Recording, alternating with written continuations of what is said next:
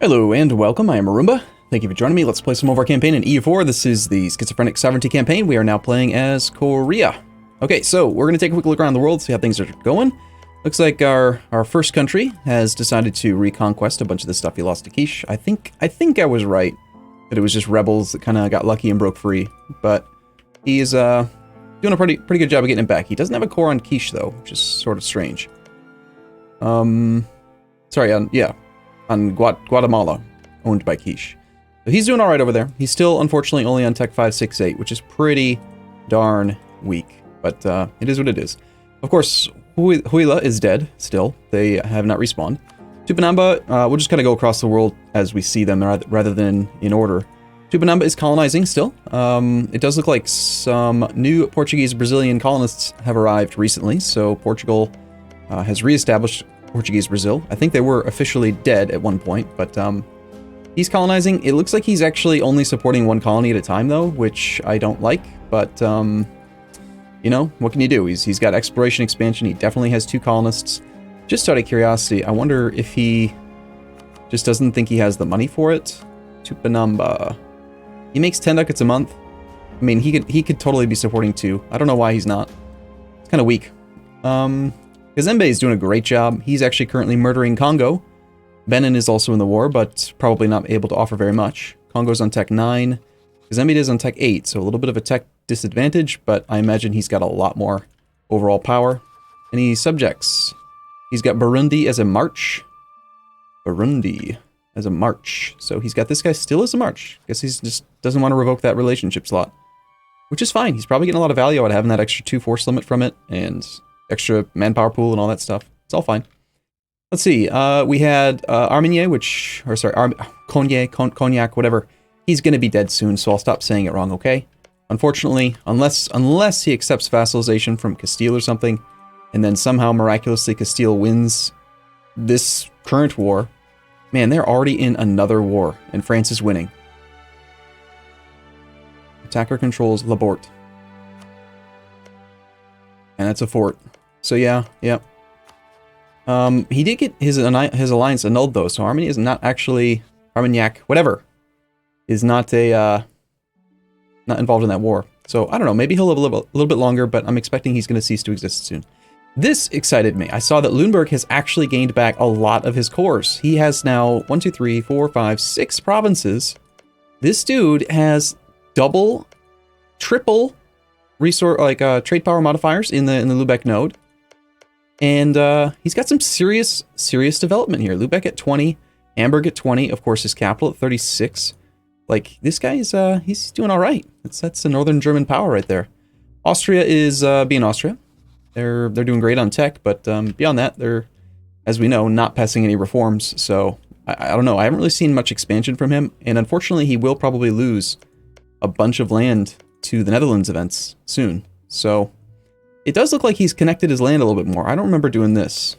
So I think that let's see, we did like a connection here. I think we left Baron, and it looks like he took another one. Then he took maybe these 2, and he's just trying to connect his lands. I bet after he connects his lands, he'll do a better job. Kara, I have mixed opinions about, because we were just playing as the Timurids, so I feel like they're the enemy, but they were a country we tried to play, so he still has his alliance with the Ottomans, so for now, he should be stable-ish. Ottomans has not decided to murder him. We'll see. I mean, the Ottomans are going to obviously kill the Mamluks. They're already at war with them right now. And when they are no longer able to have Mamluks as a rival, I don't know what the Ottomans are going to do. I don't expect Kara is going to survive between the Timurids, especially the Timurids protected by the Protectorate of the tributary state of Ming. I don't see how Kara can survive between these two powers, Timurids and the Ottomans. The Timurids are not a great power. We've got Castile in 8th place, Austria. You'd be curious to see how many of the nations I have played end up being great powers. That'll be very interesting. Right now we got Ming we played as Bahmanis, and we haven't played as anyone else. And we're close though. I think we can get into great power status with our current country. And we had gotten Bahmanis as a great power, and actually they should be a great power. It's just the Ming thing, isn't it? Just by development, Bahmanis has 450. That should put them at great power status, but they can't be. Or sorry, Bahmanis is already on there. What am I talking about? Or did we, when we lost it, was that just not related to becoming a tributary? I thought that was why we lost it, but maybe I'm wrong. I don't know. Anyway, Timurids seem to be stable, although we did just stop playing as them, so I don't really know for sure. Chagatai, I feel bad for having stolen Afghanistan from him, but whatever. He's apparently beating up on Oirat. Offensive war or offensive war? Offensive war to take over Oirat. Cool, so he's actually trying to grow a little bit. That's good. He is still under Ming. Bahmanis is apparently not under Ming. That's interesting. Bahmanis decided to break free. And I think out of all of the countries we've played, Bahmanis is the strongest right now.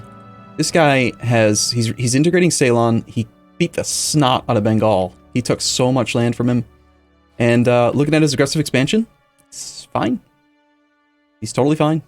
The only person that's really upset is Mysore, and he's at the southern tip of India, so he's really kind of isolated, and he can just keep beating up on that. If he spends a lot of time beating up on Mysore, then all of the aggressive expansion will be kind of like isolated to this region, and it won't affect these guys as much based on culture group. It's a completely different culture group, it's far away, etc. So he should be fine to just sit and amass power over time. Let's see, who else did we miss? Armagnac, Austria, Bahmanis, Chagatai, Huila, Kazembe, Lüneburg, Ming, Kara, Timurids, Kubanamba, and Zio. Okay, so we're good. All right, onward and up. Oh, we didn't really talk about Ming, but Ming's being Ming. Ming's fine. He's okay. He did do something I found to be quite interesting, and I don't know if he did this on purpose or if it was kind of accidental, but somehow he has spawned printing press in Yongping. I don't think the AI is smart enough to focus all of their development on a single location to spawn an institution, but maybe they are. Or maybe he just decided to sink a ton of monarch points into it and accidentally clicked so many times that he spawned it.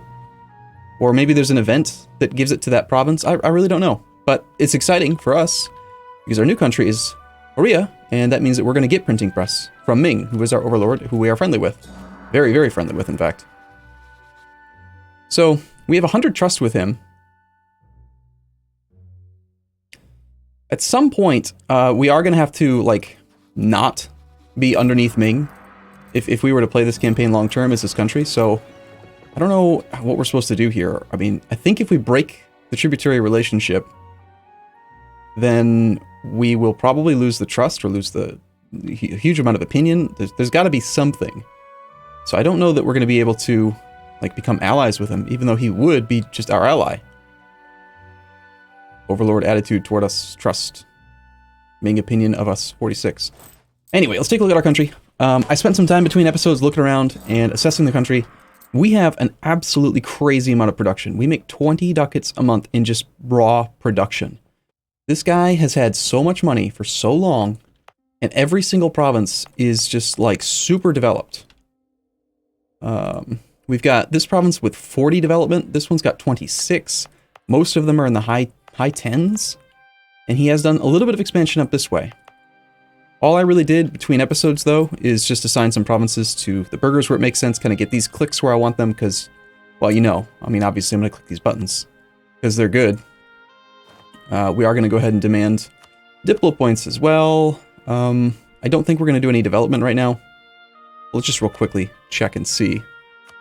Also, don't forget to turn off TI, so that doesn't mess people up. Look at the development cost of Cheonju. 27 points to update. Increased development in this province. Burghers, Renaissance, full economy focus, prosperity, corruption, innovativeness. Jeez.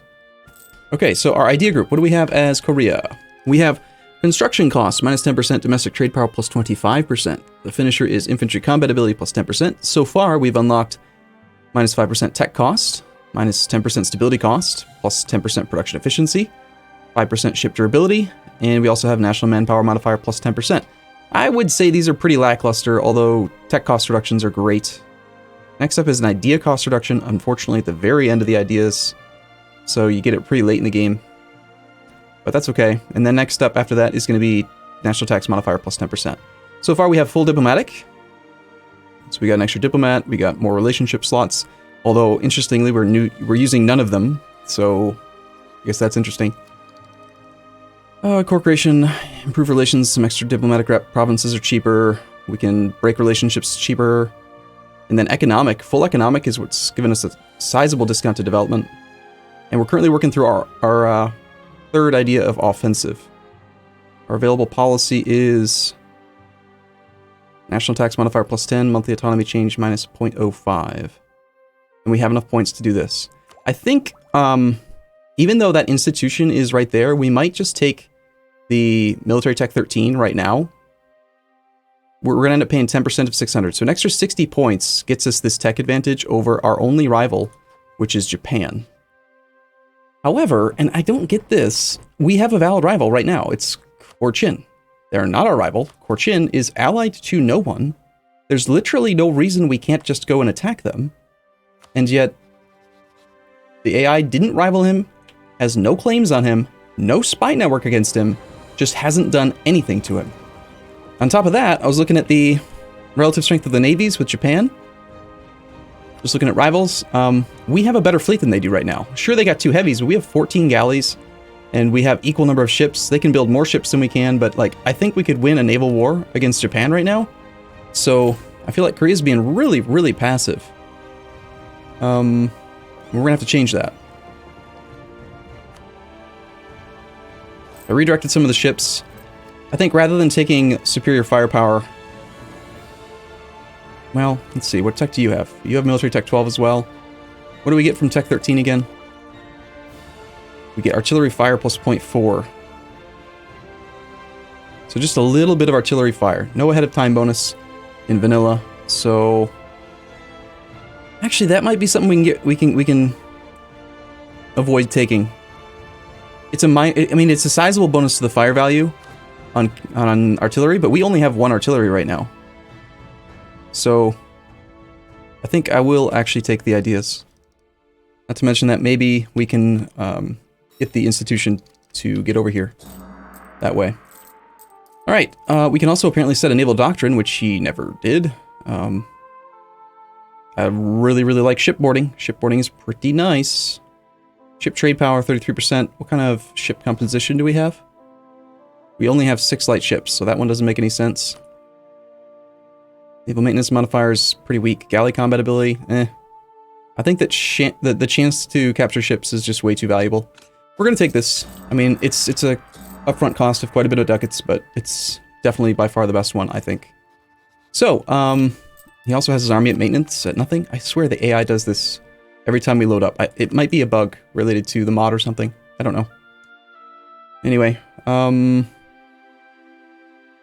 maybe he's just broken. We have 0.18 corruption. We've got tons of discounts though, so it looks like we can just let that happen automatically. Totally fine. We have 5 forts. We're supposed to have 7. And surprisingly, we only have level 1 advisors. And we did hire from the estates a half-price level 3 advisor, so we might hire him. Ooh, actually, this is really convenient for me right now because I want to min-max the amount of time I get to play this country.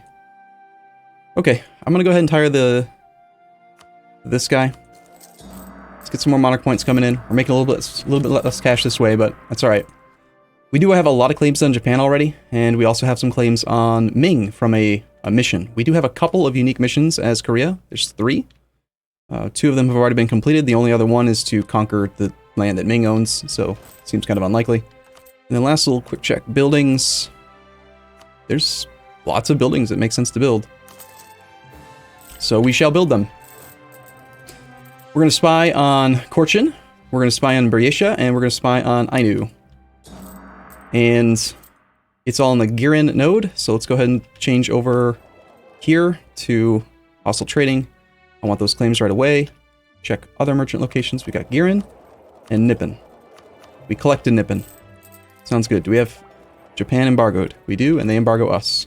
I think a trade war with Japan would be a great way to go right now. I am actually not sure if we should rival Cochin. I think he'll stop being a valid rival if I do, because he can't possibly be very strong.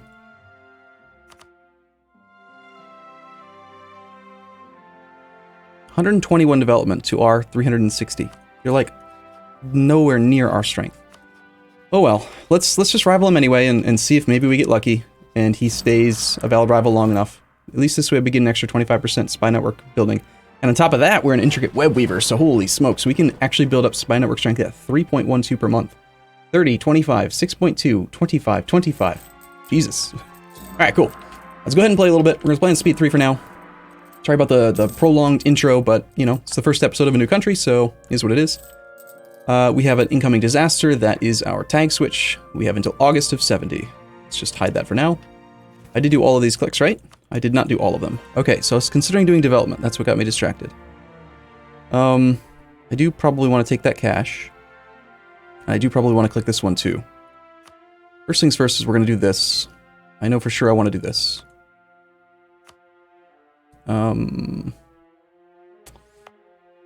If we were to do development, it does have a side benefit in that we would gain some of the institution spread, so it would help out if we specifically tried to develop provinces that were likely to get the spread earliest, which is probably going to come from 1.17, 0.68.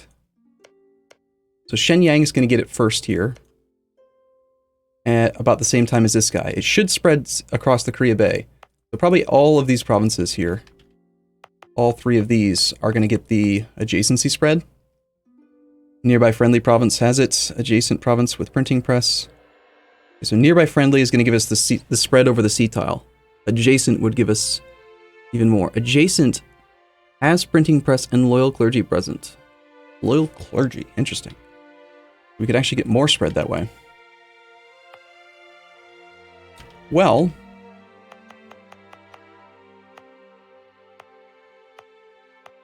$39. 33 is a pretty good starting point for development. Trade goods pretty awful though. What monarch point would make the most sense though? We're doing a military idea group, so we don't really want to sink manpower. We're 10 years ahead of time on both techs. We do have another idea group coming up. Looks like we're not really going to have a super big glut of ideas or a specific monarch point coming up.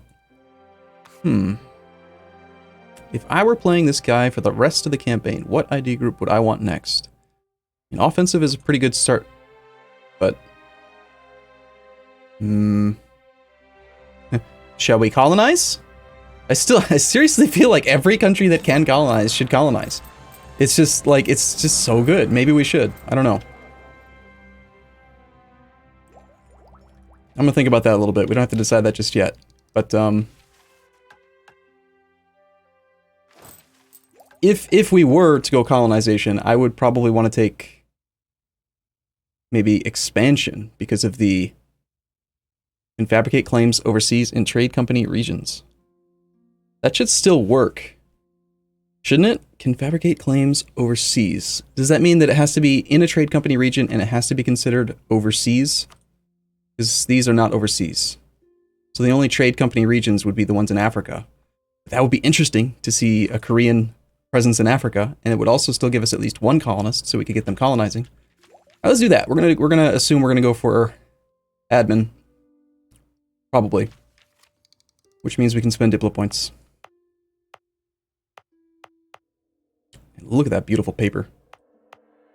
Is there anywhere else we can develop? It's gonna have that really good trade good. Yeah, 3 ducats, 3 ducats, 3.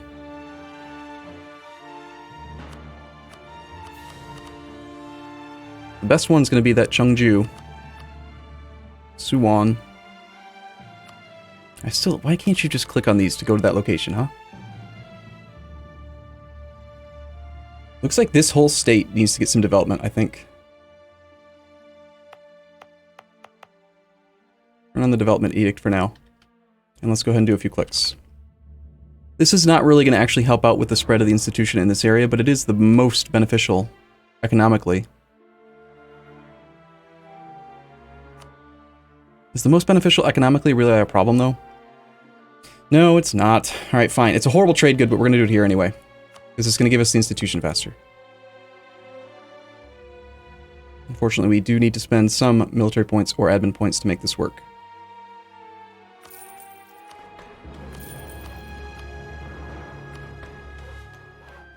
I'm willing to spend a couple. Printing press is only at a little bit.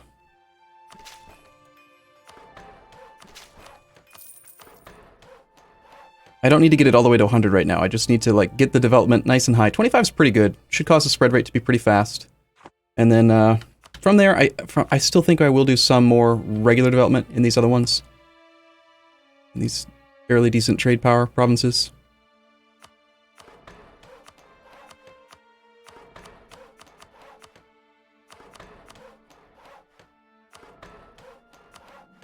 Alright, cool. Well, I barely let any time pass, but I'm going to go ahead and take a break here, and I'm going to go ahead and also look through the idea groups a little bit more and see if that idea I had really does make sense. We'll see. Alright, thank you for watching. Hope you guys enjoyed the campaign. Hope you like the visit of all the other countries. It does make this first episode of each new nation, I think, a lot slower, but a lot of people commented a while back saying that they like it, so I'll probably stick with it for now. Alright, I'll see you again in the next episode. Thank you for watching. See you soon.